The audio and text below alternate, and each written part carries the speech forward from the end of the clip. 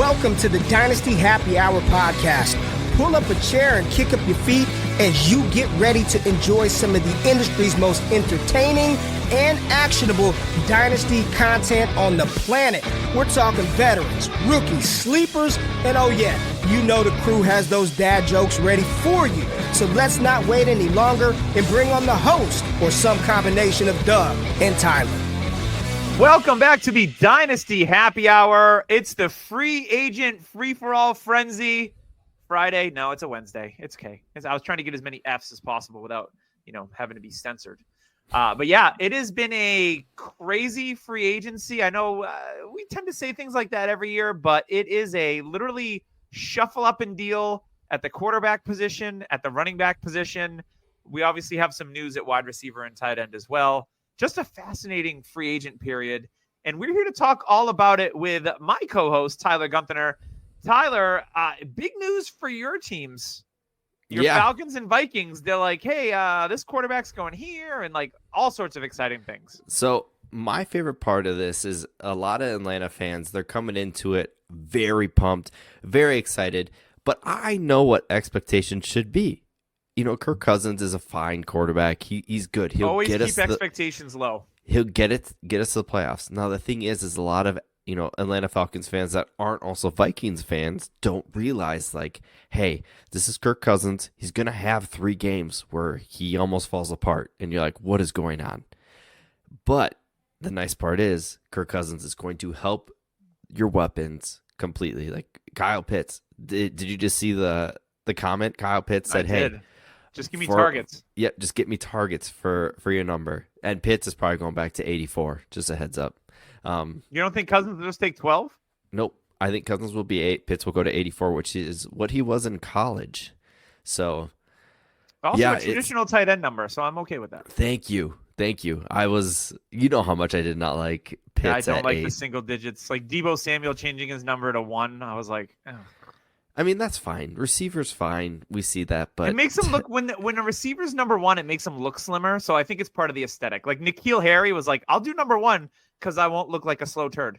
Yeah, and then he was like number 16 or 18 at Minnesota, and then we're like, oh, look how chunky he got. It makes so much more sense. Oh, they put on that extra number? Ugh. Yeah. Yikes. The extra number weight. It's like wearing black. It slims you down. 100%. But yeah, this is huge news. And do you just want me to get into it? Sure, man. I mean, I just want to get there is I made the show sheet this week, and there is no less than like 40 bullet points on this thing. Yes. So let's try and get through as much as we can without going too deep in the weeds. Maybe I'll make like a noise like a woo woo, and we need to move on or something. But yeah, go ahead. I mean, I know you're excited because one of your favorite teams got a new quarterback, and I think it's the biggest fantasy impact move of the offseason thus far is Kirk Cousins to the Falcons. 100%. And people are sitting there talking about Bijan, like, oh, Bijan, Kirk didn't target the running back that much. I'm pretty sure Ty Chandler himself, who was not known as a pass catcher, had like 5 catches. Dalvin Cook had 50 catch seasons. Yes, and that's awesome. Like, that's Bijan. Bijan's going to get his targets. Kyle Pitts. Look at what TJ Hawkinson did. They brought in Darnell Mooney, which Kirk Cousins actually recruited. Ooh. So, yeah. That's Is he going to be his Jordan Addison, you think? The small speed guy? There's a good chance. And then, of course, you got Drake London, who, if you have not been listening to us, I have been shouting at the sky. Just shouting at the sky, being like, hey, go trade for Drake London because it can only get better. It's not a run-first scheme. It is a passing scheme that targets the number 1 receiver. Hey, Cooper Kupp, what can he do? He can travel along the line of scrimmage as a receiver, play every position, the X, Y, and Z. He can play slot. He can do all that. Drake London can do that too. Like, that's what Drake London can do. He can play all 3. He's going to be the number 1 target. Drake London. There's a chance he could be a top 5 receiver at the end of this. That would be amazing. And the funny thing is people are like, oh, Drake London can't do the run after catch. You know who that was set at before? Mike Evans. You know who's been a phenomenal deep threat and gets 1,000 yards receiving every year. Yeah, and Mike London's Evans. faster than Mike Evans. Here's the thing: London wasn't given the opportunity to give the run after the catch because of the quarterback play. Oh, 100%. And Like the most just look at the inaccurate catchable. balls. Just look at the catchable target rate. It's low for Drake London. So and Kyle Pitts was one of the worst. yeah, and you bring in a guy like Kirk Cousins who's hyper accurate, throws a good deep ball, like is just a really solid. I would say he's when healthy, a top 12 quarterback in the league in real football. And in fantasy, he's been a back end QB1. My biggest concern with Cousins is just the Achilles thing. It's off his plant foot, which gives you a lot of your power. I think ultimately he'll be fine. But I mean, it's a little concerning. Obviously, Atlanta wasn't concerned. They're like, "Hey, Kirk, here's your $100 million. Congrats, you've made almost $400 million in your career." You know what's wild to me is that Kirk Cousins is still playing football, and RG3 hasn't played football in years. Yeah, and they were drafted in the same class. That's just wild to me. And it just came out that Cam Newton is very upset that Atlanta didn't go Justin Fields or Cam Newton. Now the thing is people are sitting there saying, "Oh, we should have went Fields." Nobody wants Cam Newton. We should have went Fields and stuff. The thing is that if this was Arthur Smith, maybe, but this scheme is perfect for Kirk Cousins. It is meant for a quarterback like that. If they didn't get Cousins, to me, they would have traded up to get Drake May. They would have traded up to get a J.J. McCarthy. There's no doubt in my mind. And then they might have gone a different route, like a Gardner Minshew for kind of a bridge. But they overpaid. Yeah, they were a team that needed to, but they had one mission, and that was to go get Kirk Cousins. Yeah, I mean, Arthur Blank is 80 years old, still has that bitter taste in his mouth from the 2023 Super Bowl. Just move on.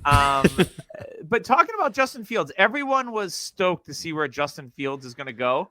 I just checked my clock here, and he is still a Chicago Bear, and I don't think that's going to change. We're starting to see these dominoes fall in place. Backup quarterbacks are starting to fall in place, unless it gets to draft day, because I don't think Chicago wants Justin Fields looks good in practice, so does Caleb type of BS. I don't think they want that.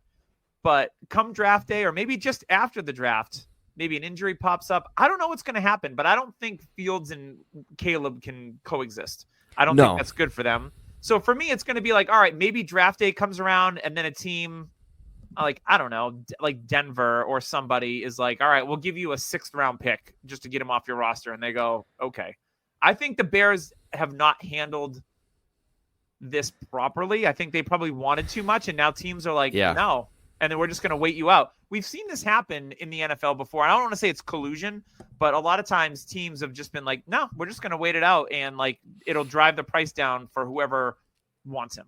Yep, and now it's pretty much like the teams are calling out the Bears like, hey, you're asking for this much, then keep him. Then if you want that, keep him and draft Marv. Like, do that. Maybe trade down. Maybe the Commanders are like, hey, we could have traded for him, but we'll take our chances. And if you want to keep him, we'll trade up. It would be a shocker if they didn't draft Caleb, but who knows? Yeah, who knows what the Bears are doing? Like, it's interesting. And Justin Fields, now I saw on X that people are like, well, he's going to be where Trey Lance is. No. Trey Lance did not produce one bit. Trey Lance was never given the opportunity. He was all future. Like we're looking at Justin Fields, and he had like a 4-touchdown game on primetime. He had over 1,000 yards rushing his second year. Like he is a good quarterback. I don't know if he's great, but I think it's the Bears that are definitely doing Justin Fields a disservice here. It's not Justin Fields being a bad quarterback. I actually think it's the Bears, like you said, asking way too much. Yeah. Are you in Dynasty? I know you just traded Fields in a league this week. If you're holding Fields, are you just holding right now? Or are you trying to sell and you're afraid that it's going to be Trey Lance all over again? Like he's going to go somewhere and just not see the field? Like this is a hard situation to figure out, because if you trade for him, let's say you give up early to mid-second in Superflex at this point, and he becomes a starter, you win that deal.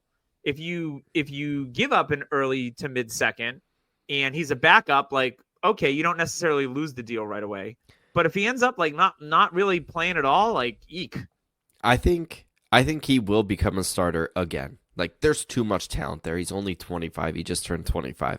I don't think we're looking at a Trey Lance situation. I don't think anyone wants to pick up that 5th-year option, and I think that's probably part of it. And honestly, look at Sam Darnold. It took Sam Darnold's contract to disappear for him to actually just keep going and keep going. Gardner Minshew keeps getting chances after chances. So if we're sitting here saying Justin Fields isn't a top 30 starter, like that's ridiculous. Like he is. He should be a starting quarterback. So you're buying at this point. Yes, but I did have him, and I had the opportunity to trade for Tank Dell straight up. And now I was sitting here thinking to myself, okay, I just kind of want to get out of the situation with Tank's this. a top 20 wide receiver in Dynasty right now. Yeah. So, I mean, Tank's probably like 110 maybe in this draft class. You'd probably take Adunze ahead of him. I would take Adunze.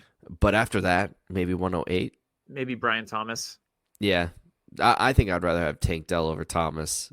Yeah, landing spot dependent, obviously, but that's with everyone. But yeah, in the draft.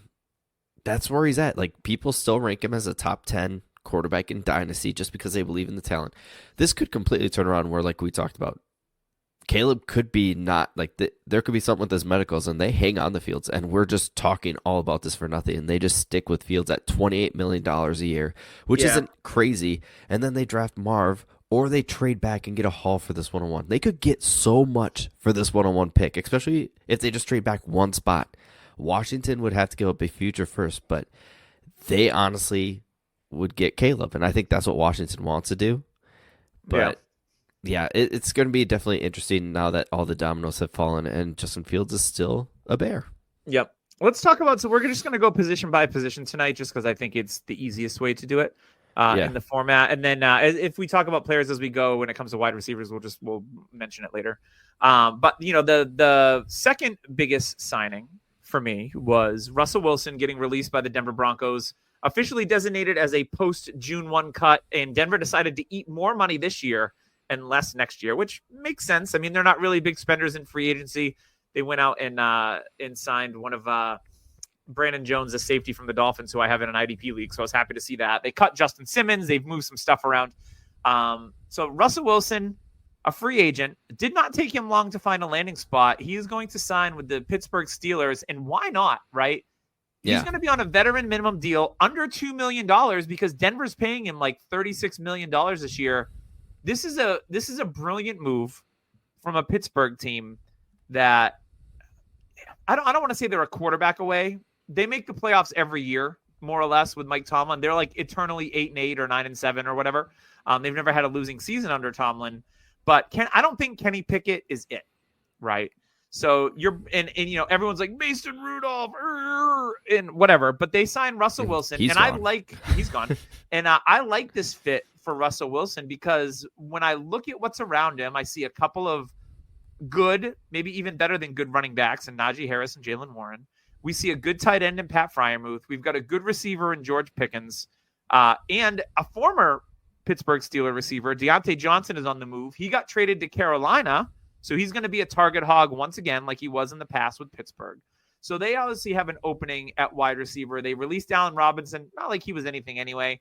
For your deeper dynasty leagues, Calvin Austin maybe becomes a thing. I got so many notifications. Calvin Austin now on the trade block. Calvin Austin now on the trade block. I like Calvin Austin. I don't know if he's ever going to be a thing, but I mean, if they draft a receiver, second round receiver, book it. Like it's the Steelers. In this class, why does Ladd McConkey seem like a Pittsburgh Steeler? I was gonna say, why does Adonai Mitchell? Yeah, that seems like another good one too. But I like this situation for Russ. The offensive line is better than it has been in Pittsburgh too, so and it will get better. Yeah, so I actually like this for Russ's value. You know, some people had the nerve in the X sphere or Twitter sphere to say Russell Wilson could be out of the league, and I'm like, did you not watch him play last year on a not a really good Denver team? He played well, I thought, in spots. You know, the year before Russ was bad. We all know that. But last year I thought he was pretty good. So him signing in Pittsburgh, I think if there was any situation from a dynasty standpoint for at least to him to maintain his value, I think Pittsburgh was one of the best spots he could have landed in. Yeah, I mean, they just signed Patrick Queen at linebacker, which is a much needed spot for them to sign. This defense is going to be very good. They got Dante Jackson in the Deontay deal. Yep. Deontay deal. They got Dantes and Deontays. Yes, they got that. They got corner. They'll probably draft more defensive players, but this is Joey Porter's great. Like the thing is if you look at Russ when he was going to the Super Bowl, it was a lot of run heavy and then play action pass and let the defense, turn over the ball, get the ball in scoring position right away, and Russ just makes something happen. That's Russ. That's the Russ we need. Russ needs to realize that he's not going to throw the ball 500, 600 times. He needs to be like 400, maybe close to 500, but low passing attempts, very efficient. That's the Russ we know. That's the Russ we need to get back to, and I think this is the perfect situation for that. And they're paying him $1.25 million. This is a win-win for Pittsburgh. He's literally out of all the signings of all these quarterbacks, he is the cheapest one. Yeah, and it says that Kenny Pickett's probably done because, he's not going to beat out Russell Wilson for that job. I've heard all I've heard is like, oh, Kenny Pickett, he can learn under Russ. Kenny Pickett's going to be like 28 soon, so he was an older prospect coming in. And rumors, Tim Torch, friend of ours in the chat, says that Tyler Boyd is rumored to go there. Obviously, went to Pittsburgh in college, so that would be kind of a reunion of sorts. That would be a great signing. That's pretty much a Deontay clone type player. Yeah, like Deontay Light. Yeah. All right. Other quarterback news: Baker Mayfield resigns with Tampa Bay on a big deal. Actually, when it looks at the market and the way it's pushed out, not a bad deal for Baker and the Tampa Bay Bucks. They re-signed Mike Evans as well on a big deal, 2-year, $52 million deal with a bunch of it guaranteed. So it looks like Tampa's running it back. They're not really making any moves on offense. So their offense looks like it's going to be the exact same. Defense will change a little bit. They traded Carlton Davis, their starting corner, to Detroit. Devin White's a free agent. Doesn't look like he's going to be back. A fall from grace for him, unfortunately. But yeah, Baker, just a solid QB2 in Superflex. Nothing's changed here for me. Anything for you, Tyler? No, I mean, it's kind of where we wanted him to go. He fit so well 100%. With this team last year. I know Canales is gone, but I don't think it was just Canales that really gave Baker the go. It was the offense. It was the team around him. It just fit perfect. So I think Baker will be just fine for the next year or two. And, maybe he gets another big contract at the end of this. And we'll see. He's still relatively young. So he's 28? Yeah. So we could look at a Jared Goff-esque type situation, but not to the quality of Jared Goff being a quarterback one. Baker could be a solid high-end quarterback two. And it's wild to me because, Baker, first pick in the draft, has a great rookie year, one of the best rookie years ever from a quarterback, and then kind of falls on his face, goes to Carolina, falls on his face, goes to the Rams, plays really well, then goes to Tampa, and now he gets paid. Like, what a story for Baker Mayfield's career. You don't see this very often in the NFL. So shout out to Baker Mayfield for playing through adversity and playing well and then getting paid. And I think he's going to continue to be a solid NFL quarterback. Hey, one of the guys we're talking about here soon might be hoping that his stop up here could be that type of career path. Yeah, we'll see. We'll get to him in a minute. But first, I want to talk to some local news out of New England. Mac Jones. 6th-round pick. 6th-round pick to Jacksonville to back up Trevor Lawrence. He's from the Jacksonville area. So, again, a little bit of a homecoming for him. I think this is a good spot for Mac Jones. Not to necessarily learn or anything, but I think Doug Peterson is a good coach. Yeah. And I think, with Mac, he had a really good rookie year. He made the Pro Bowl in his rookie year. He did a terrible gritty at the Pro Bowl. But then the second year when they brought in Matt Patricia and Joe Judge, I think New England just ruined him over the last 2 years. And, it's kind of like we'll talk about Darnold here in a second, seeing ghosts, right? Like there wasn't those moments with Mac, but he made bad decisions, pressure, which isn't I want to see him go somewhere, take a back seat for a year. Trevor Lawrence dinged up last year. He did miss a couple of games for the first time in his career. So maybe Mac gets in there somehow. But I think in the right system, I'm kind of surprised that the Niners didn't trade for Mac, a 6th-round pick. That was a surprise to me. I'm shocked Minnesota didn't, maybe even bring in the guy that we were going to talk about, Darnold, have a competition between the two. Like, they're eerily similar. I mean, Mac is owed like $3 million. They paid Darnold 10. Yeah, I'm very shocked that Minnesota wasn't in for a 6th-round pick. Maybe New England is just kind of doing him a service and be like, hey, go home, enjoy yourself a little bit. We're not going to play you this year. Yeah, but Mac Jones, I agree. Like Daniel Jeremiah and Bucky Brooks on their podcast were talking like Trevor Lawrence was hurt a ton last year and didn't miss a game. now that there's a 17-game season, probably 18 coming up soon, this is a great spot for him because maybe Trevor needs to sit those games because he looked terrible at the end of the year. Maybe Mac coming in for 3 or 4 games will help Mac himself and Trevor Lawrence in the future. So Mac just needs the confidence and be surrounded by a good coaching staff. I agree. And he seems like one of those guys that you could get for a 3rd-round pick. And I think next year or the year after, we're looking at him as a starter in the league again. I feel like you could get him for like a late 3rd at this point. Like, oh, 100%. People are going to be like, yeah. So interesting with Mac. And then we talked about Sam Darnold a little bit. Going to Minnesota, we all thought Minnesota might be a prime landing spot for Justin Fields. I mean, still could be, I guess. Now that they're not paying Kirk all that money, but they've spent a lot of money on the defense. So they're not going to do interdivisional, is what you're saying? No, I put out a tweet. I said, Chicago trading Fields to Minnesota is like your wife or significant other allowing you to see your ex 2 times a year. Unless they're like, Fields isn't good. Here, have him. We'll beat you anyway. Yeah, I mean, I think honestly that's Fields in Minnesota is like what in Atlanta. It's not a great fit. Yeah, I think the Vikings are definitely going to be. They pick what 11th. They're trading up.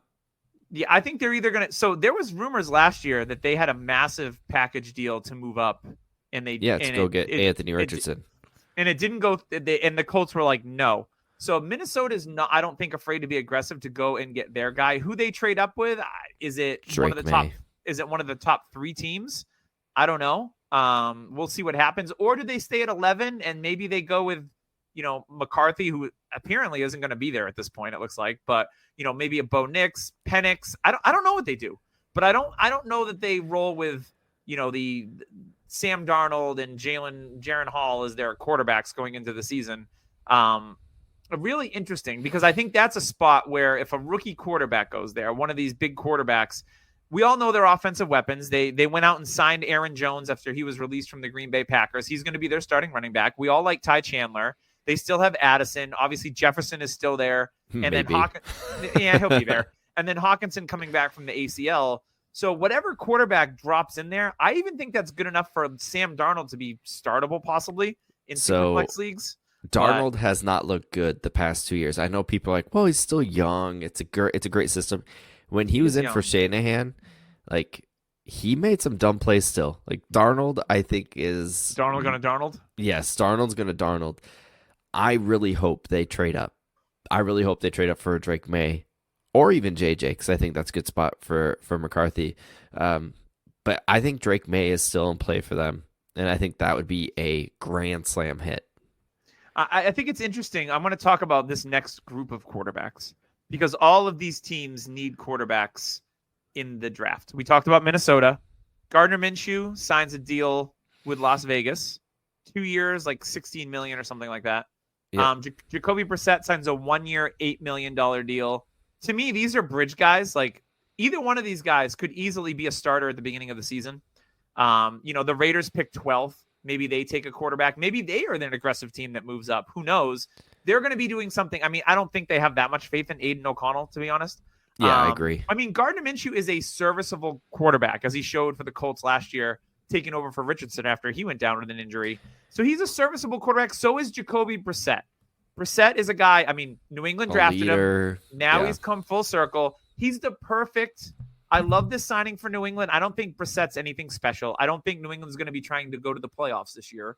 But Brissett is the perfect kind of quarterback to work with a rookie. So when they made this move, I was like, oh, they're picking a quarterback at 3. Like, lock it in. Apparently, they really love Jaden Daniels. That's the rumor. They absolutely love Jaden Daniels. And now Marcus Mariota signed as a backup with the Washington Commanders. And what do you typically do when you have a backup quarterback? You want it to emulate the kind of play style that your starter does.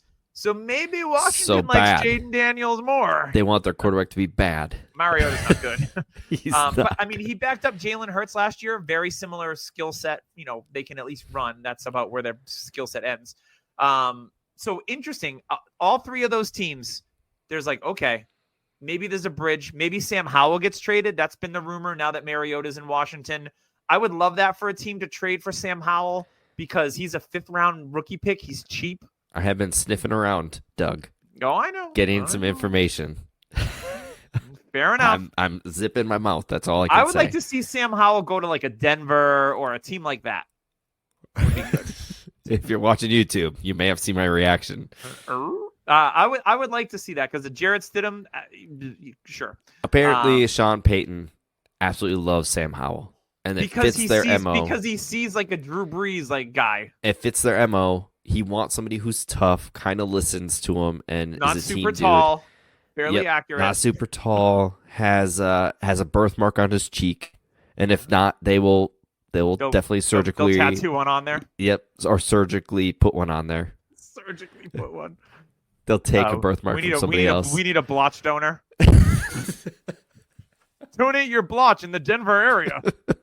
Maximum dollars paid. See it every Sunday on. Give you an ounce of that good stuff.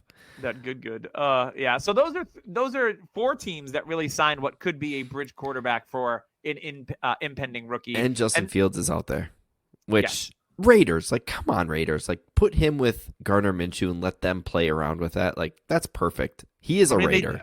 So they just did save a ton of money because they cut Jimmy Garoppolo. They cut Hunter Renfrow today. And switched their car insurance to Geico. Yep. So, yeah. So they've got money. So we'll see what happens with that. A couple other notable quarterbacks. These are just backup guys. Joe Flacco today signed with the Indianapolis Colts for like $8.5 million a year. So Anthony Richardson's going to be a bust. That's good. What we're saying. All I got to say is good for Joe Flacco. Off the couch, leads the Browns to the playoffs, gets a deal with $8.5 million to go in a good situation that if he starts some games, like I dig him in that offense a lot, actually. So I like that. And then Jameis, man, we love some Jameis. How about Jameis and Deshaun Watson in the same quarterback room? I heard somebody today say Stefanski, 2-time coach of the year. He can handle it. I heard somebody on a podcast today say we need to get Hard Knocks out to Cleveland. They're not eligible. I know. Like that would be. I bet it's going to be New England. Oh no, you can't because they have a new coach. Yeah. Or is that a thing? Wasn't that one of the parameters? Yeah, I think so. Damn it. Next year. But yeah, I like this for Jameis, and I think it's good for Watson too, because I know all the down shadow clouds around Watson. Jameis is fun, and I think Jameis will bring that energy to the locker room and maybe rubs off a little bit on Deshaun Watson.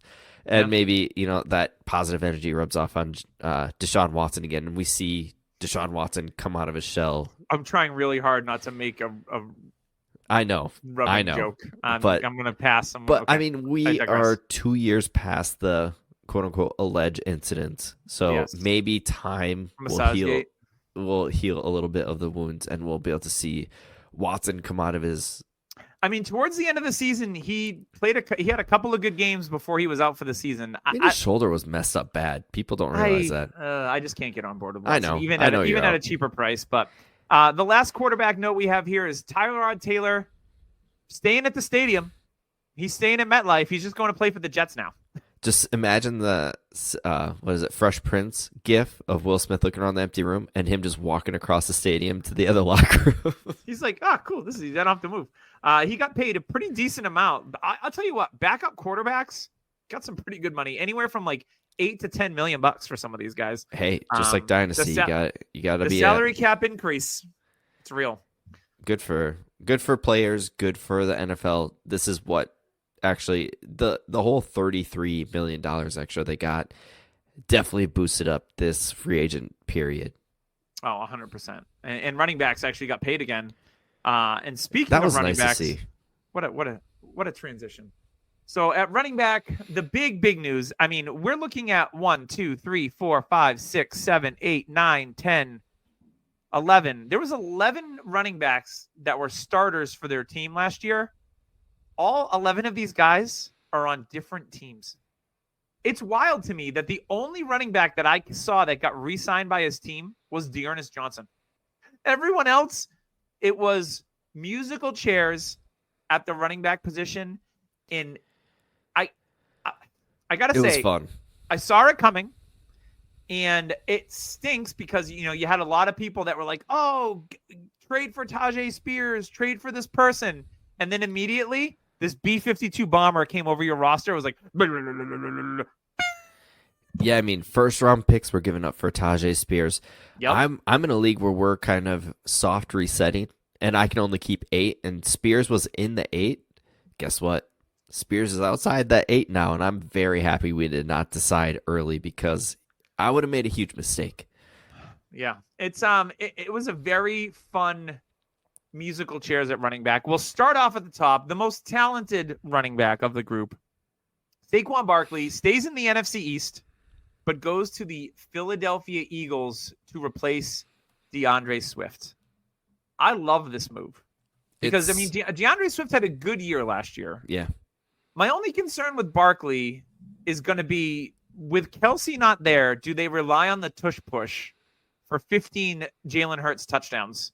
Or do they, maybe Jalen Hurts goes to like 7 or 8 touchdowns and Barkley gets those other 7 to 8 touchdowns? That is actually my thought, because I think they're starting to realize, like, hey, Hurts in this tush push, maybe it's not a great idea to have him in this gigantic pile underneath all these people. Ask Tank Dell how that worked out. Yeah, and maybe instead of just putting him under that situation, I don't know, like 8 times a game, have somebody else that can squat 600 pounds, run the ball for a touchdown. Not Kenny Gainwell? I think we're going to see something similar to the tush push, but maybe like have Barkley like 2 feet behind Hurts. It'll be like the bark in the park or something?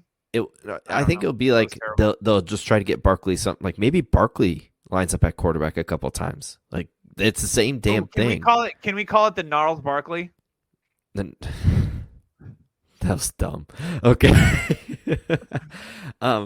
No, Stay this for is the dad jokes, please. Don't go. So Saquon, Philadelphia guy, Philadelphia area. This is a great sign. Like if you had Barkley, his value should go up. I think instead of like he's gonna have one of the best offensive lines. I think what we're gonna see is we're seeing the Philadelphia Eagles be like, hey, maybe we need to start running the ball more efficiently. Or maybe we need to start passing it to the running backs more often. Yeah. And I mean, we saw Hurts kind of adapt that way. Not as much as we'd like, but we're going to see that a lot more. And I think Barkley could be on, the next 3 years, he could have career years. And unfortunately, I think this hurts Devonta Smith and Dallas Goedert. I think A.J. Brown. I'm so far out on Dallas Goedert, it's not even funny. Like, me too. I've been out. A.J. Brown, I think this is going to become kind of what we saw in Tennessee. It's going to be more have efficient. To feed him anyway because he's going to bitch about it if they don't. And there's still a chance he could get traded. Like we're not. That could be like a draft day shocker. Yes, because I mean they signed Barkley to a big deal. They signed a bunch of these guys, offensive linemen, defensive linemen to big deals. They extended Dickerson and. Yep. Yeah. And so I think we could still see A.J. Brown moved. Man, I'm still waiting for Kansas City to make a big splash. Yeah, we'll see what they do here. It might just be through the draft. Pat Mahomes cleared up $21 million in his contract. So I saw someone tweet out, like, what about a L'Jarius Sneed for T. Higgins swap? Like, I mean, that's not bad. It'd be tough for Cincinnati because, like, they're a competitor. But, it'd be tough for any team. Like, no team wants to help the Chiefs. But the thing is if the trade's good enough, they're going to have to be like, why not, right? They're going to just have to eat it and be like, oh, God. Let's talk about former Philadelphia Eagle now, DeAndre Swift, who gets the award for first free agent in the tampering period to sign. It was swift. Like 12-14. It happened very swiftly. DeAndre Swift to the Chicago Bears, which, I was kind of hoping they were going to roll with Roschon and Khalil Herbert. I like both of those players, but they were like, nah, we're going to blow up this backfield. And, Roschon was a very popular buy low candidate. A lot of people in the Dynasty community love Roschon Johnson and what he did at Texas. Khalil Herbert also loved by a lot of people. It wouldn't be surprised if maybe Khalil Herbert gets dealt. Again, he was drafted with the previous regime. I think Khalil Herbert is a very talented running back, and I would love to see him land on one of these teams like the Raiders that didn't make a move at running back, or another team that could use his type of skill set. But at first, I was like, what a headache this is going to be. No, I completely agree. And I still like Swift. He got paid. He's going to get used. I've always liked the skill set. They're going to use him. And for the first time in his career, he kind of stayed healthy. And he was getting like 30 touches a game. Hey, maybe instead of that massive game at the end of the year. Like he legit had like 16 touches a game and got hurt almost every single game. Then also gets 30 a game and stays healthy. What the hell? Bizarro world. So yeah, Swift. It's a great sign for the Bears, but for fantasy, I think this is your get out of jail free card right here. The value goes up. You can use the hey, you got paid, kind of talk with your trade partner, and I think now is the chance to get out. He will produce as a running back too, but will it be consistent? Maybe, maybe not. And Roshan, yeah, I think that dream is gone. Special teams and pass blocking. Yep, he might be a third down back, which is weird because DeAndre Swift is a very good pass catcher. So, I mean, Khalil Herbert's a serviceable pass catcher as well. So yeah, maybe they deal Roshan. Yeah, I mean, who knows? Hey, and this is your lesson: 4th round running backs, don't trust. We saw it with Dameon Pierce, and we're seeing it with Roshan. Yeah, I sold DeAndre Swift mid-season for the 201, and I'm cool with it. Yeah, so I have no problems whatsoever. That should net me possibly a Trey Benson or Lad McConkey. Lad McConkey. I love. Is he even Irish? I don't even know. The other big news. We're gonna keep going because this running back one it's pretty lengthy. Yeah. I'm gonna put Josh Jacobs to Green Bay because I didn't see this coming. No. They talked to Aaron Jones. They wanted him to stay, but at a very much reduced price, and they couldn't come eye to eye. AJ Dillon, also a free agent, still not signed. A shocker. Yeah, weird. You guys told me he was good. Yeah, right. A Josh Jacobs, Aaron Jones backfield would have sucked for fantasy, but would have been fun for real football. But Aaron Jones gets released. We talked about it earlier. He gets picked up by the Vikings, so he stays in the division. Now he can face Green Bay twice a year. Probably part of the motivation. P.S. That always works out for the Vikings. I know people are like, no. Every single time a Packer goes to the Vikings, it works out. Greg Jennings, Brett Favre. Yeah, it always works out. So yeah, I would look for Aaron Jones to have a massive year. So Josh Jacobs really, in essence, got a 1-year deal. When you look at the way the deal breaks down, it's 1 year, and then there's like a bunch of like club options after that. Very strange. It's 3 1-year deals is pretty much it. He signed for, what's funny? He signed for 4 for $48 at age 26, which is the same exact thing that Aaron Jones did at age 26. He signed 4 for $48. So the Packers, they got a plan and they stick to it. I would like to see them draft a running back. I think they probably will, because this class, while it's not filled with top of the line talent, it's pretty deep in terms of like guys. Yeah. So I think they'll draft a running back. But Josh Jacobs joins a very exciting offensive group. So I was excited about this signing. Yep. And rumor has it that Jordan Love, because you can't do another contract a year before a year has passed since the last one. And he did it in like May. So once that passes, Jordan Love apparently has a massive contract he's going to sign that puts him at like 48, 50 mil a year. Like, it's going to be a huge deal. They're going to sign him long term. He's going to be their guy. So that's coming, apparently. And maybe that's why they set up Jacobs that way. Oh, 100%. Like, they're going to have to wash their money. They cut Bakhtiari. And they paid Xavier McKinney big money at safety. Yes, which is a bit of a shocker. I mean, everything's a shocker because you know what? They drafted very well at receiver, and they're they don't need to spend. Cheap at tight end. They're cheap at receiver. Offensive line, they're pretty cheap because they drafted well.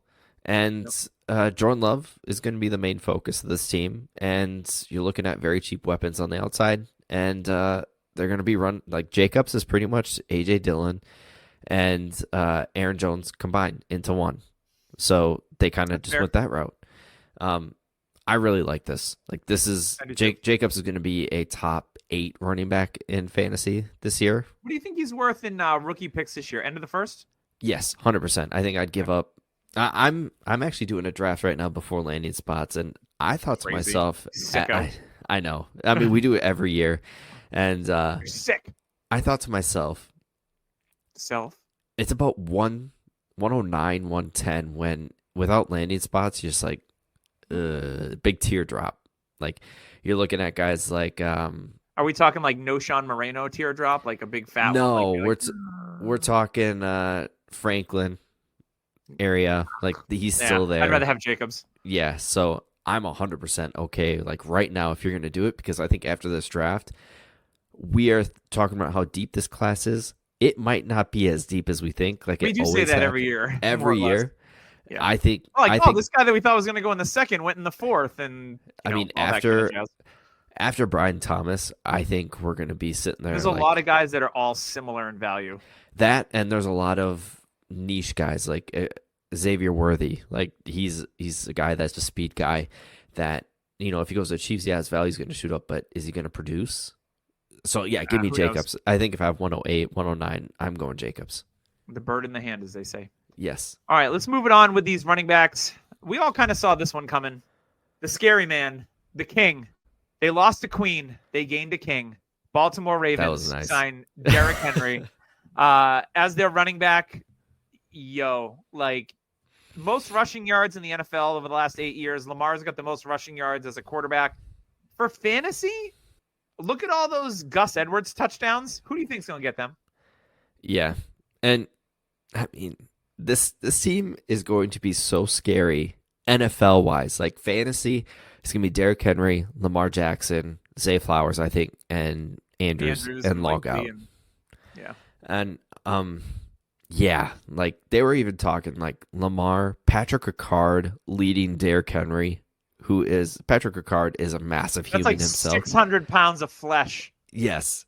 So, yikes. Like, I think if they had Derrick Henry against, who'd they play in the playoffs? Wasn't it the Chiefs? Yeah. I think if they had him against the Chiefs, they might have won. They needed that presence. Well, they forgot to run the ball in that game, if you remember. Yeah, correctly. They ran like four times, 5 times. It was terrible. And yeah, it makes me wonder where J.K. Dobbins is going to go, if anywhere at all. He might not. He's the kind of guy that might not sign until training camp. Yeah. I mean, they want to see medicals on him. I know we saw some footage of him dancing around and whatnot. Yeah, we'll see what happens there. But I like this fit for real football. Oh, and I dig it. I dig it for fantasy too. Keaton Mitchell had that big ACL injury. I don't think he's going to be back in time. So it's going to be Justice Hill.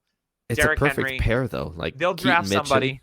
Keaton Mitchell is perfect to pair with Henry when he's healthy. Like Thunder and Lightning. That's perfect, and it preserves Henry for a couple more years until he easily falls apart. Maybe, I don't know. He's who fucking knows? He's like this generation's Adrian Peterson. He might be good until age 33. We saw the training videos, and it's like he's lifting himself, not flinching or shaking or anything. Dude's the Terminator. Yeah, I've never been physically imposing people. I didn't actually meet Derrick Henry, but I was about 5 feet from him, and I'm 6'4", 240 pounds. He made Todd Gurley look small at this autograph show that I was at, and I was like, "Holy human! He is just a brick shithouse of a human being." Yeah, and I mean, Danielle Hunter was mine, and Danielle Hunter's 6'6", 280, rocked up like 3% body fat. Danielle Hunter had like cut off shirt on, and I'm sitting there, I'm like, I can see the muscles inside of his muscles. Like that should happen. His muscles got muscles. Yeah, it's wild. All right, we talked about Swift, Henry, Jacobs, and Saquon. It keeps going, guys. And we talked about Aaron Jones as well. This one, I don't think anyone saw this one coming. The Tennessee Titans, everyone wanted Tajay Spears to be a thing. We figured maybe they'll add a veteran, like a mid-level guy, or they'll draft somebody. But they went and got Tony Pollard pretty early in free agency. This is one of those moves I don't like it for fantasy. Pollard had a down year for the Cowboys, could have been hurt most of the year. He disappointed because people were like, there was very smart people at the beginning of the year that Tony Pollard could finish as the RB1. That was being said in our space. Didn't happen. Pollard disappointed greatly. He could bounce back here in Tennessee. And I think that he needs that guy with him to flourish. Just like he had with Zeke. That's when Pollard was the best. When you give Tony Pollard 20 carries a game or 20 touches a game, that's not the best way to use him. I think they're going to use these two like the Cowboys used Zeke and Pollard. Lightning this. Lightning and lightning. So I like this move. I mean, I think Tennessee's got some work to do on the offensive line. They brought in one of the best. Quisenberry, right? No, they brought in one of the best coaches. Bill Callahan is the offensive line coach who is a legend, who could take nothing and make something. And the scheme itself will make this offensive line so much better. The rookie from last year, Skoronski? yes, he should be healthy. Yep. I actually think Pollard is due. Like I really like the signing just due to the scheme. We'll talk about a weapon they added. This offense pretty much was like fun. It could be It fun. could go from suck to fun. Yeah, and we're looking like they got an offensive coach, and this defense might not be great. So we're looking at catch up. They're gonna need to pretty much play offense to play defense. Like that's what they're gonna have to do. They're gonna have to score points. So I really like this for Tony Pollard, and I think if Will Levis is this generation's Blake Bortles, I'm here for it. If Will Levis is anything competent, I'm here for it. I think and Will Levis has the arm talent and he's got the weapons. So he's got the Bengals OC coming in. He's got no excuse. They did sign Mason Rudolph as a backup. Yay. Not really worried about that. That's insurance because Will Levis, if you've known Will Levis, he likes to get hurt because he puts himself in dumb situations when he runs the ball. He's a bit of a knucklehead, but I enjoy watching him play because he's fun and he plays with passion. Yeah. So I do like that. And I think he's Tennessee's starter for the next couple of years. So if you have a chance to get Will Levis, hey, this could be an opportunity where if he hits, you're trading. The Titans have told you at 7 they're going to draft an offensive lineman. I think it's easily going to be one of those big tackles. Yeah, and there should be at least 2 of them available at 7. What if they went Bowers? I mean, but it is Cincinnati's system, and Cincinnati doesn't use the tight end, and they have Chig, which I think they like. So yeah, we'll see. All right, next running back, Austin Eckler signed a little bit later. We were all wondering, Eckler and Henry were the last 2 big pieces to sign as free agents.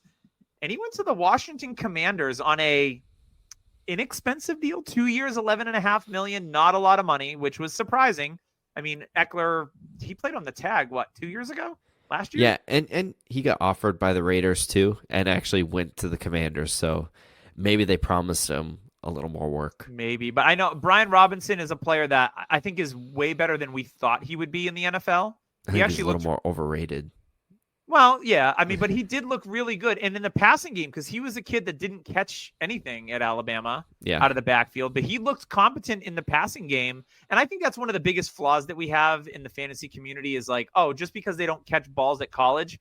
We've seen A.J. Dillon catch passes and Jonathan Taylor, Brian Robinson. Like, these guys are pretty good pass catchers. Whereas like, he doesn't have any hands. I'm like, well, no, this is something they can work on just because in college it wasn't their offense. I mean, A.J. Dillon literally caught 8 balls at Boston College. He caught more than that in his rookie season. And I think he had like a 30 reception year in year 2.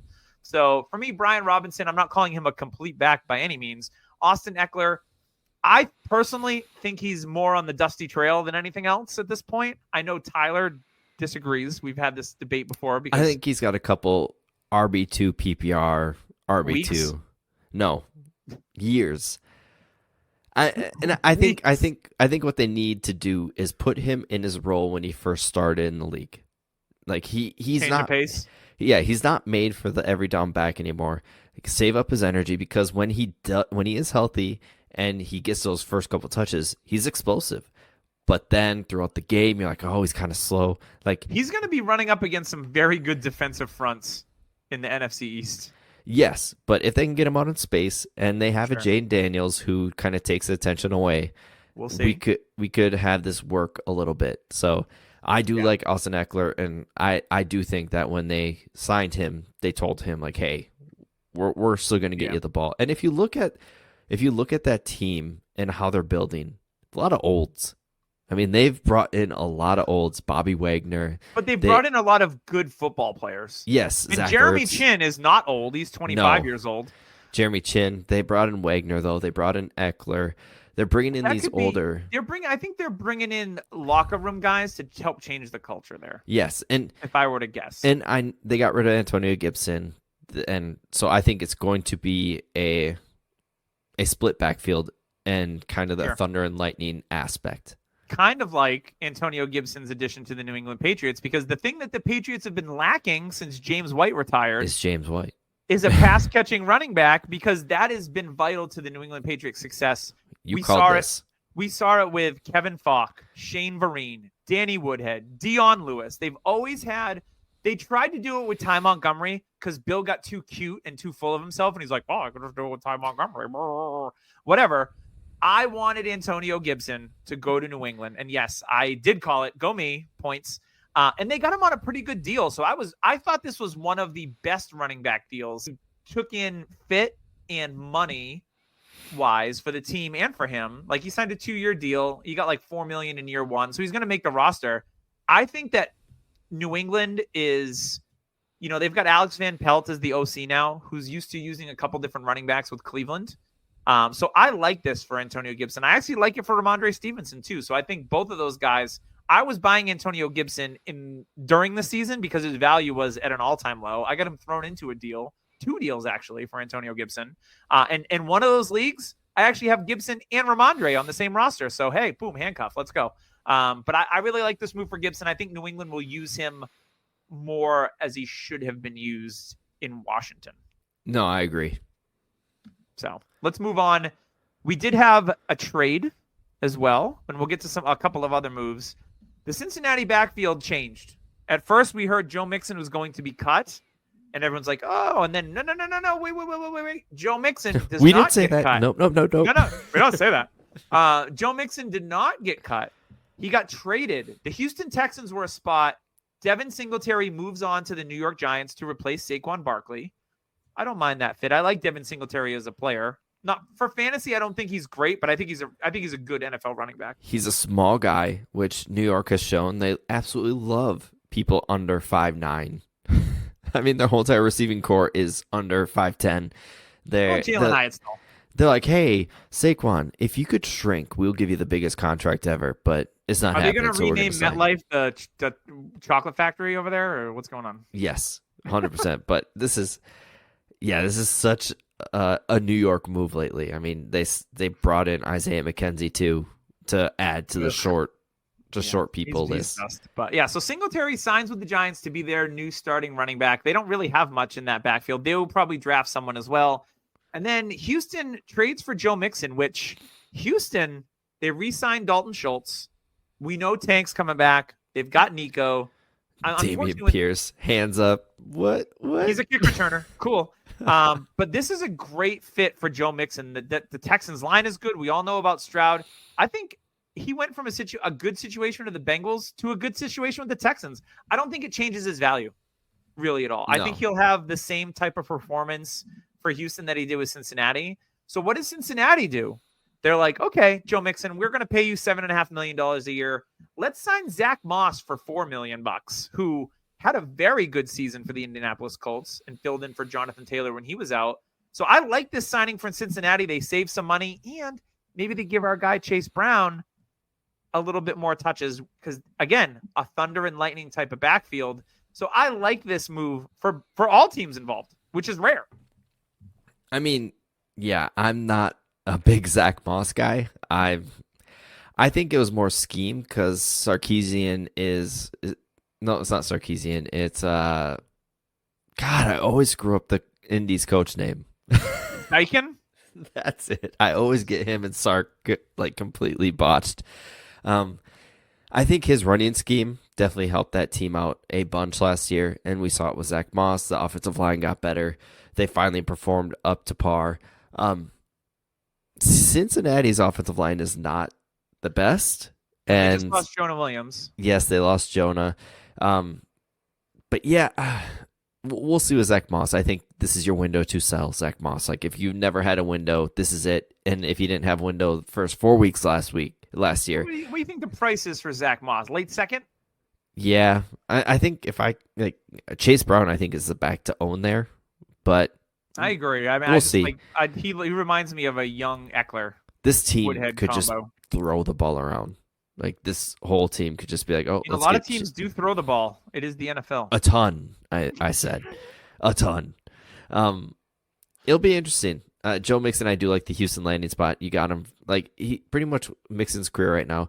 We're looking at him probably worth more on your roster than he is on another team's roster. So maybe trading him isn't the best option. You could probably get a mid-second for him at the moment. So I think right now, Mixon, if you have him, you're holding. So congrats. You thought he was going to get released. His value took a huge tumble. And then all of a sudden, like, nope, we're trading him to Houston, which is a primo landing spot for any running back in this offseason. I think a lot of people with these older running backs with Aaron Jones and Joe Mixon were afraid like the Dalvin Cook effect was going to happen. I thought about him today. I'm like, I wonder what he's doing because he showed some burst in Baltimore, but what a fall. Yep. When they fall, they fall. Yeah, running backs fall hard. And speaking of running backs that fall hard into the end zone, Gus Edwards signed a deal with the Los Angeles Chargers, not to replace Austin Eckler. It's pretty clear to me they're going to draft somebody. Blake Corum. Pretty obvious. It's so obvious. I think he might be a Harbaugh guy, I've heard. I don't know. Their second-round pick, it's pretty much a lock. So if any team wants Corum, like that's where they're going to have to take him. Probably. So I can see that backfield being Corum and Edwards, and I'd be okay with that because I think they're complementary. Corum, he's not a burner.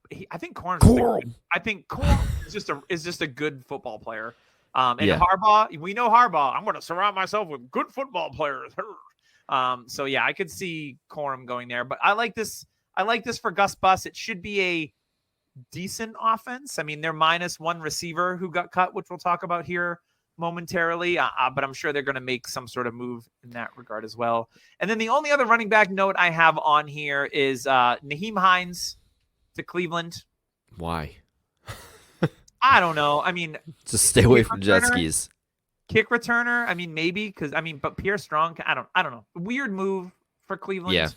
They're going to have Ford. Maybe it's to show us that maybe Nick Chubb isn't going to be with the team. No. Come on, Jerome Ford. Maybe they're sitting there like, hey, Nick Chubb, you want a teammate that had a similar knee injury that he did on a jet ski instead of on the field? Here, let's bring him in. You guys can, Or maybe Nick Chubb was like, hey, I did rehab with this guy. Can we just bring him in? He needs some money. Yeah, maybe. The most musical chairs maybe we'll ever see at the running back. It was fun in a free agency period. Just absolutely wild that none of these big names re-signed or stayed with their teams. It was nice to see the running backs get the attention they needed, and I think got paid pretty decently. And I think it was due to the rookie class. And Cheeks. I think we needed it though because the running back kind of had just this drought. Nobody wanted him. It seemed like the NFL was getting rid of him, and now we're seeing kind of a renaissance. And hopefully, it stays that way because the running backs do need to come back. And we're gonna see a lot of these guys age out in a year or two. So yes, but I do think the running back position as a whole, we will see in the next 5 years become bigger. I will tell you this. Part of my strategy in this draft season is going to be if any of these teams, Houston, Green Bay, Minnesota, any of these teams draft a prospect that I like anywhere from round like 3 to 5, most people are going to be like, oh, well, Josh Jacobs is there or whatever. And it's going to impact their value negatively. I'm going to go after those guys because that's what taxi squads are for. So if there's a player that I really like, I'm going to go after them and just stash them on my taxi because Josh Jacobs in a year or two may not be in Green Bay. We know Aaron Jones might not be there after 1 year in Minnesota. Joe Mixon in Houston. Like all these guys, I mean, some guys that signed multiple, like Saquon's going to be there. Swift is going to be there. Even Derrick Henry is on a 2-year deal. If the Ravens draft someone that I like, say they draft Braylon Allen or something, like, and people are like, ooh, bad landing spot. And I can get him at a discount, I'm taking him. Yeah, and I'm in that draft right now before landing spots, and people are terrified of their running backs due to the free agent. And like Blake Corum, I think went like 205, 206. And maybe when he's drafted, it'll be more 202. But I mean, right now, people are terrified to take running backs due to what we saw in the free agent market. Mm-hmm. So yeah, that's kind of where I'm pivoting, and I'm actually going to target running backs if they slide because of this news. So I think that's it's always good to try to stay one step ahead. And hopefully it works, but that's kind of my strategy. So there's some insider tips in trading with Doug. All right, let's get on to the wide receiver position. Some movement here, not as much as the running backs, but some big re-signings. Mike Evans, we talked about it earlier, re-signed with Tampa Bay for his 2-year, $52 million deal. Michael Pittman signed a 3-year deal with Indianapolis. I think we all knew that Michael Pittman was going to stay there long-term. They franchised him at first. They worked out a long-term deal. I don't think it changes anything for Michael Pittman. I love Pittman. He's one of my favorite receivers in the league to watch play. It'll be interesting with a full season of Anthony Richardson. If Richardson goes down, but now they got Joe Flacco, so that could be even better for Pittman. Who knows? Yeah. We saw what Flacco did for Cleveland's receivers down the stretch, especially their number one receiver in Amari Cooper. Yeah. T. Higgins was franchised by the Cincinnati Bengals. He requested a trade. There hasn't been a lot of news on that, but we just saw probably the second to last big name signed today. Marquise Brown's still a free agent, so that could motivate some teams, especially teams like New England, who still has like $60 million in cap space available, to maybe make a deal for T. Higgins and try to pay him. I think the market for wide receiver, we'll talk about it in a minute, just changed a little bit. And I think it's a lot thanks to the rookie class is why we've seen the receivers kind of slow out of the game. Yes. Yeah, because we all know that this receiver class is a good 15, 20 guys that are draftable in your rookie drafts for sure. Yeah. And a lot of interesting prospects. So we had T. Higgins request a trade, and then we had some trades. The first trade of the offseason happened last week or so, and it was Jerry Jeudy, your favorite, getting traded to Cleveland of all spots. This pretty much nuked Cedric Tillman's career. I wouldn't say that. Not his career. Tillman was bad last year. I was looking at some metrics, and I was like, dude, he's not good. I still have hope, though. I still have him rostered in a couple of leagues. That's what taxi squads are for. You know who I don't have? The only hope I have for Jeudy is that he learns from Amari Cooper, because Jeudy said the reason why he went to Alabama was Amari Cooper. He modeled his game after Cooper, which, if you notice around the NFL, a lot of people model their game after Amari Cooper because he's an elite good route runner. He is very good. Jeudy, if he's going to happen, he was labeled as an elite route runner, but we haven't necessarily seen it in the NFL level. He has very questionable hands, which I think we've come to realize. Hey, he has some really weird drops, and he's got really weird legs. He's got a little attitude problem, and I think if anything is going to happen, Moody Jeudy over there. It's here, and it's with Cooper as a mentor, and Elijah Moore too. Yeah. I think this receiver core is 3 deep, and you got Tillman as a replacement if anybody gets hurt. David Bell. But I do think the thing is that people aren't really seeing here is it's Amari Cooper, then it's David Njoku. Yes. Then it's Moore or Jeudy. So I think right now, if you have Jeudy, if you can get out for a mid to early second, go for it. Yeah. I think now's the time, because they only gave up a 5th and a 6th. No, they didn't give up a lot. That's nothing.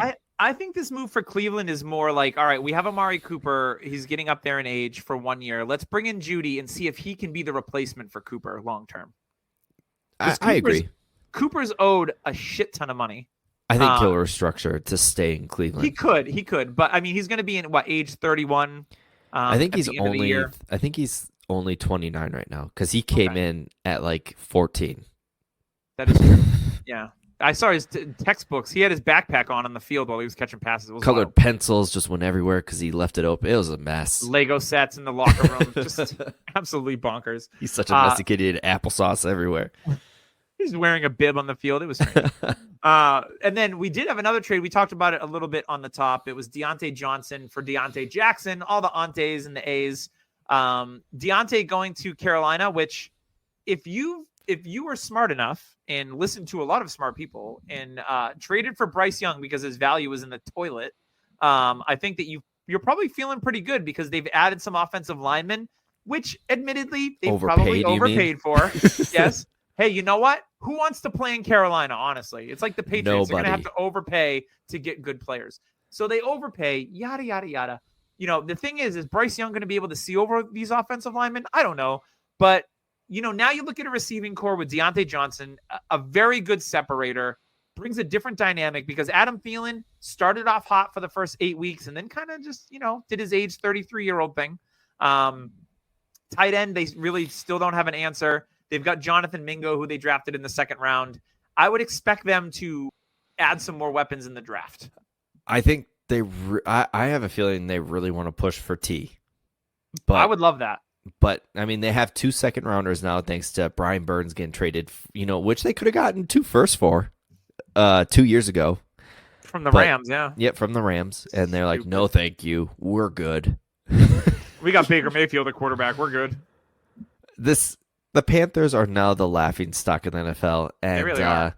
Your only hope is to be like, hey, the Texans were in this position a year ago. Yeah. Imagine So- if they didn't trade the 101 and They had Caleb, they had DJ Moore still. Yeah. McCaffrey. I mean, they should They have wouldn't have been gotten able to pay everyone, but they whatever. should have It gotten a is. first for McCaffrey. That's the real thing. They got everything but a first. They got a second, a third, and a fourth. Yeah, that's the way the running back market was then. But And then they easily should have gotten a first for Burns, despite his contract. 25-year-old elite pass rusher. Like The issue yeah. was the Giants had an early pick. They're not going to give up the 7th pick or the 6th pick Fixed. Yeah, no. because they had to pay him a boat ton. So Yeah. they 30 were million bucks a they were in year. a tough spot. But a year ago, 2 years ago, they should have traded him if they would have. I mean, hindsight's 2020. We can always laugh at teams and be Always like, "Oh, this is. is a joke." But I mean, Panthers fans, you really got to hope that Bryce Young shows something this year. Otherwise, I think we're looking at a Darnold Rosen type situation where I mean, his numbers were better than Trevor Lawrence's rookie year. Trevor Lawrence had the worst NFL coach, I think, in NFL history, who literally didn't even fly with his team. I mean, and the back Panthers home. had Frank Reich, who was Frank was mentally bad. Urban Meyer was just. mentally bad. I think Frank was just He's checked out. mentally bad. He was Yeah. already checked out, and I think Maybe. for Urban Meyer, it was just he checked out. Meyer was terrible. Checked out of the bar he was at. Yeah, but I do like that trade for the Carolina Panthers. He's gonna be a target hog. Yeah, we talked a little bit about Darnell Mooney on the top. I think that's a good fit for Atlanta's offense, especially I with Kirk. really like it. Yeah. Tyler Lockett restructured his deal. We were all hoping that Tyler Lockett would be a cap casualty. He restructured. He'll be there at least for another year or two. So with JSN, I mean, I think people aren't necessarily panic selling in the streets. Oh, they are. I still think JSN could be second on the team in targets. But I get it. It's scary because Tyler It's a Lockett has run been first such team. Tyler Lockett has been such a fixed member of that receiving core. So are you going out and trying to acquire JSN right now? Yes, Okay. because As you should. I mean, the value's down. it's not only that. I'm sitting here thinking to myself, I thought he was the best receiver in the class last year. Yes, people are like, well, the metrics show from last year he's not very good, and his stats accumulated, and all this, and so. He's not in great company. It's like, okay, but he had 2 elite receivers He was ahead of also him. operating as the third receiver. Like, Geno Smith had a absolutely trash year, he regressed, yeah. and when JSN didn't have that massive cast on his wrist, he showed promise. Like people forget, 6 weeks out of the year, he had a cast on his arm and he tried to play through. Like we're sitting here acting like, oh, nothing's happening. Like JSN played through a massive hand injury, and I mean, it takes time to recover from these. JSN is a good player. Do we hype up these guys because we have expectations and like, oh, they don't produce like Jamar Chase or Justin Jefferson? They're gone. Like Zay Flowers, we're all hyping up, but look at this team now. Would you rather have JSN or Zay Flowers? And people are going to take Flowers 100 out of 100 times. They will, yeah.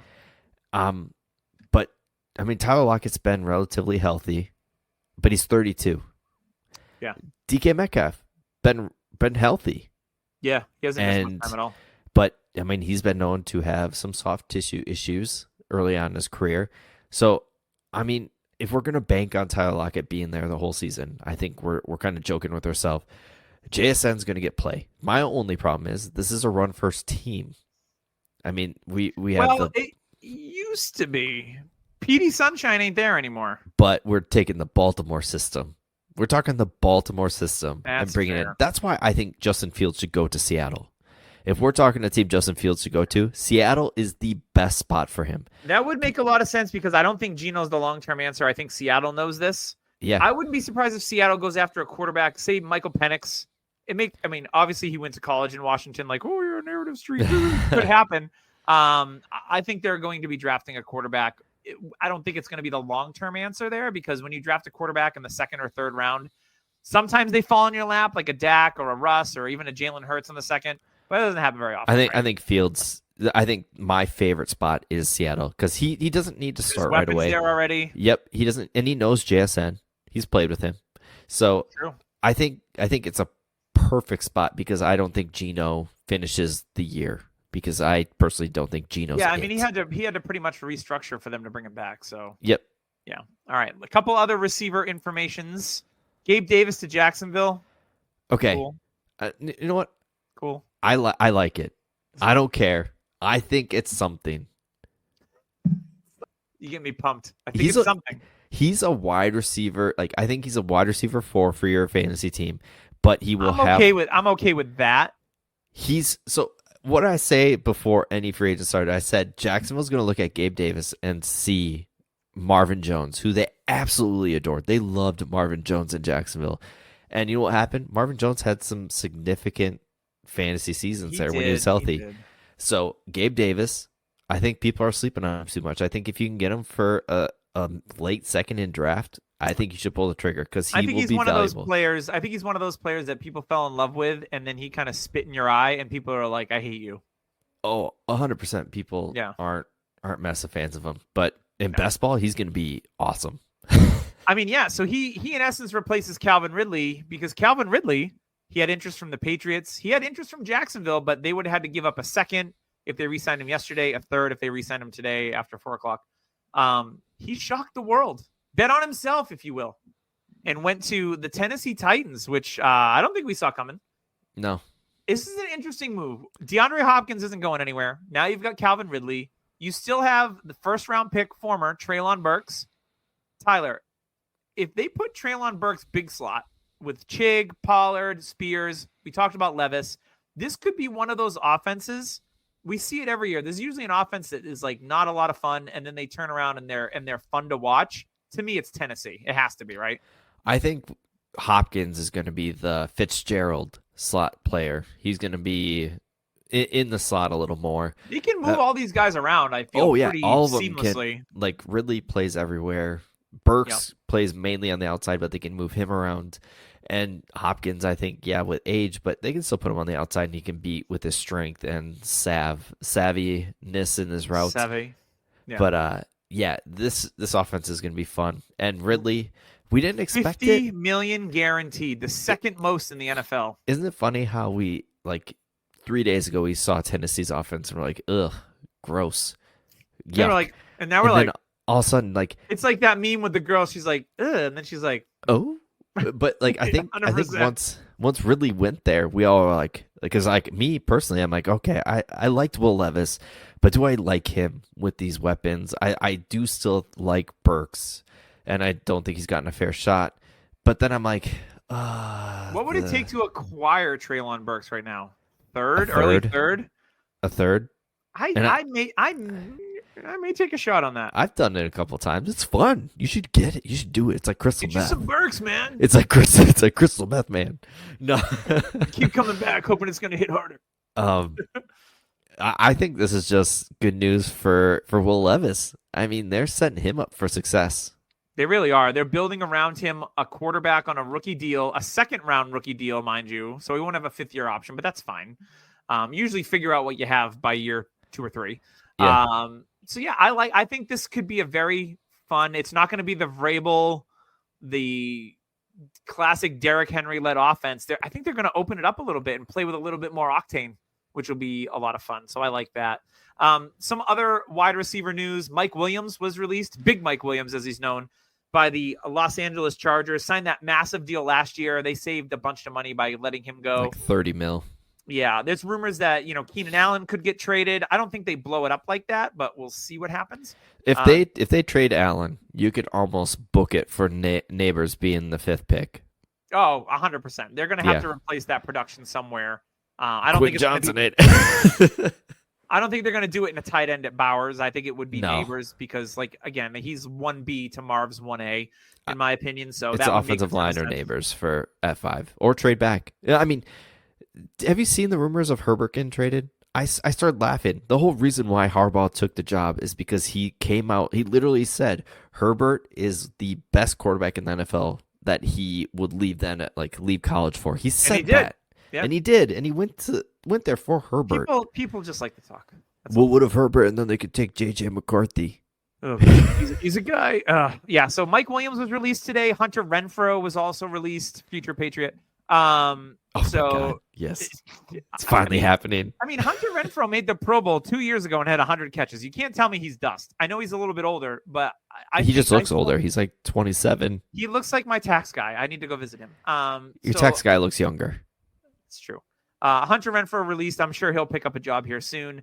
Devontae Parker got released and then immediately signed with the Philadelphia Eagles. Why? Devontae Parker is garbage. You should have brought Julio back. He did more.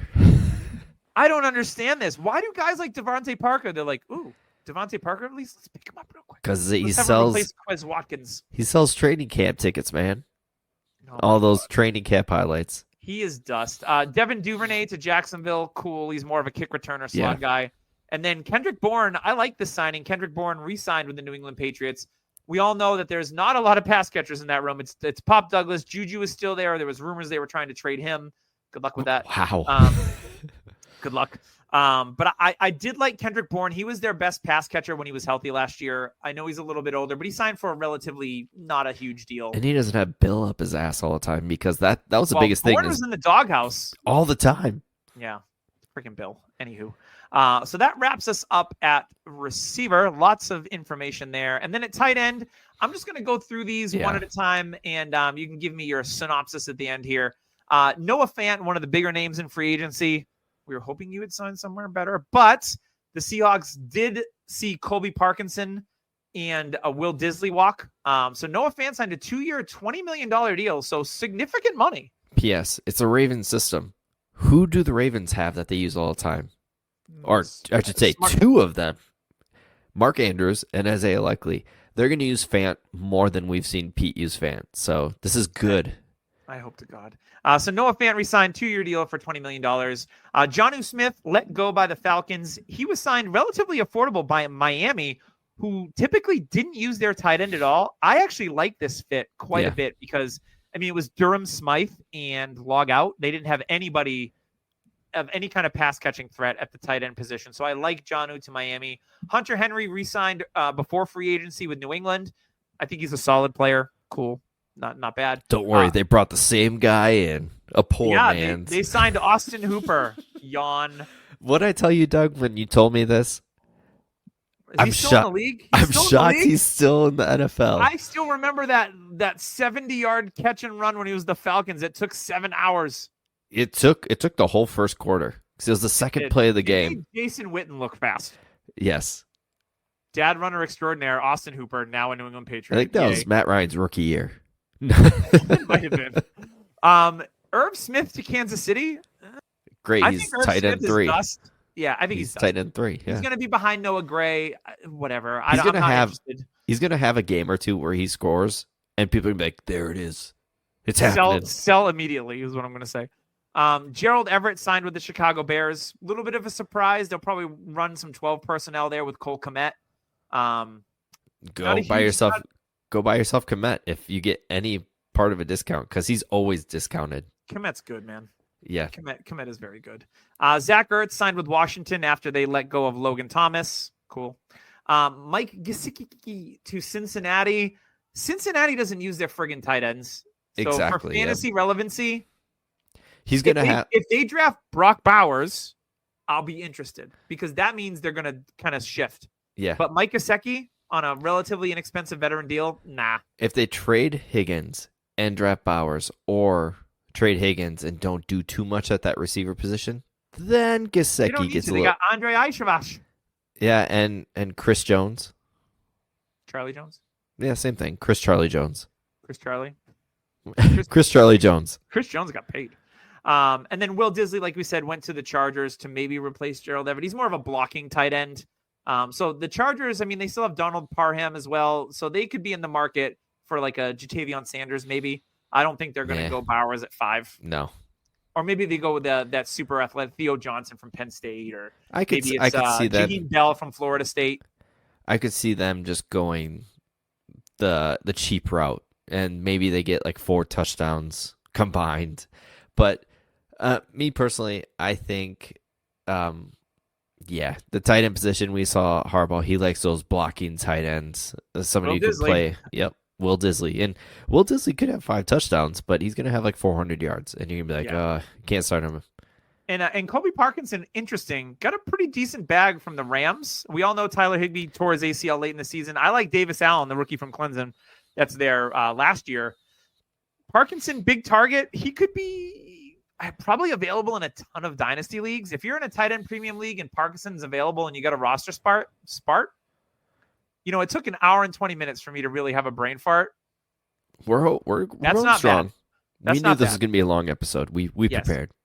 So Kobe Parkinson, to me, I think is intriguing. I would stash him on a roster if you have space in some of those deeper leagues. The Rams beefed up their offensive line. Like that was their main focus. I will tell you what, one of the best stories in the NFL in the last couple of years is the Rams going from an absolute papier-mâché offensive line to being one of the best units in the league after Whitworth retired, which is wild to me. Wheels up, Kyron. So kudos to them for rebuilding it. And also, guess who won in free agency? Kyron Williams. Yeah.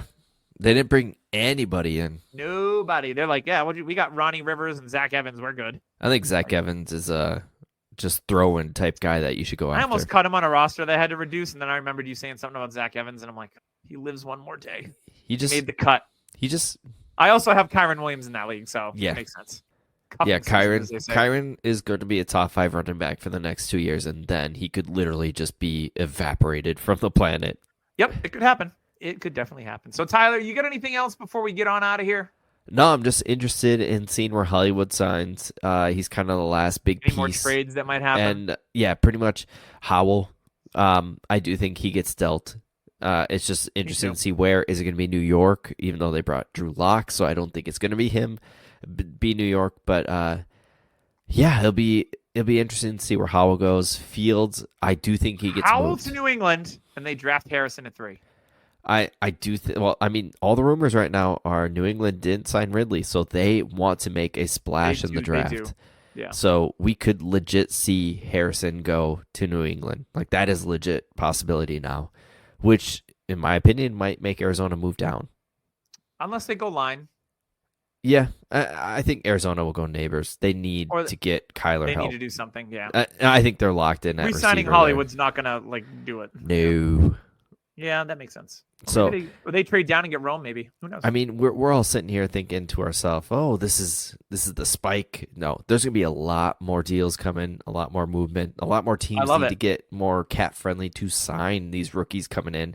Like the Chargers, they have a lot more tinkering they got to do to get this cap. Yeah, they just got under today. So yep, and I mean they're literally signing players for pennies. So Joey Bosa might get moved still. Yeah, Bosa might get moved.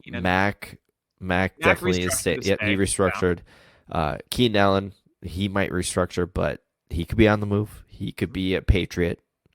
Chief. So, yeah, I mean, they're not trading interdivision. I hate when people say that, like, oh, they could be. Like, no, that's not happening. Like, Cincinnati ain't trading Higgins to Kansas City. They're rivals now. I mean, it happens from time to time. It does. But, Kansas City would have to get their first and something else. Or L'Jarius Sneed. A first and Sneed. Oh, God, no, I wouldn't be that. But it'll be interesting. I think we still got some more movement that will happen. And my biggest thing is Fields, Howell, and Hollywood. See what happens. Yep. So we'll keep you updated on all the news next week when we come back. We usually record on Tuesdays, so I think we'll be back next Tuesday, regularly scheduled programming. Doing what? What are we doing next Tuesday? We're doing rookie quarterbacks. We are starting our rookie scouting. Rookie quarterbacks. I should know that. Good host. Yay. Go me. We'll start rookie quarterbacks next week. That is the hot topic. We've seen some players rise, some players fall. We're going to talk all about it here on the Dynasty Happy Hour next week. But for now, and we'll bring you all other signings and news and all that jazz as we normally do. Fun episode, fun free agency period, lots of moving pieces, big shell game. So for me and for Tyler, we'll see you next week on the Dynasty Happy Hour.